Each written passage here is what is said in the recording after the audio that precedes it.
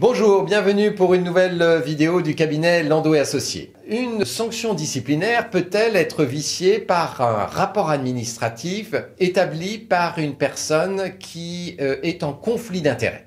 À cette question, le Conseil d'État a répondu par un arrêt du 18 novembre 2022. Et il a considéré dans cette affaire que le fait que l'auteur d'un rapport administratif sur la base duquel une procédure disciplinaire va être engagée, et puis à la suite de quoi une sanction disciplinaire va être infligée, le fait que l'auteur de ce rapport administratif soit dans une situation de conflit d'intérêts n'est pas contraire au principe d'impartialité et par conséquent, en soi, ne vicie pas la procédure disciplinaire.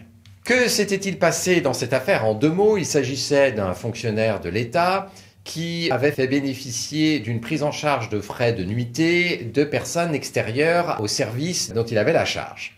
Ce fonctionnaire a été révoqué par un décret présidentiel et il a attaqué devant le Conseil d'État ce décret.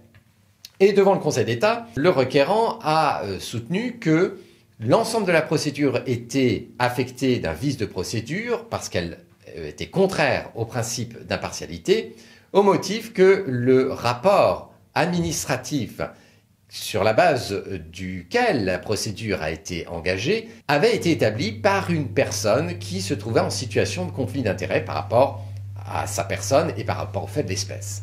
Le Conseil d'État a considéré qu'il n'en était rien parce que le rapport administratif, selon le Conseil d'État, n'est pas un élément de la procédure disciplinaire, ce qui est assez logique puisque le rapport intervient avant l'engagement de la procédure disciplinaire. Alors, est-ce à dire pour autant que ce rapport doit être pris pour argent comptant et ne peut pas être contesté? Le Conseil d'État ne va pas du tout jusque-là. Il considère qu'à partir du moment où ce rapport décrit des faits et que ces faits ne sont pas contestés sérieusement par le requérant et qu'ils sont corroborés par d'autres pièces du dossier, à partir de ce moment-là, la sanction disciplinaire peut être fondée sur ce rapport.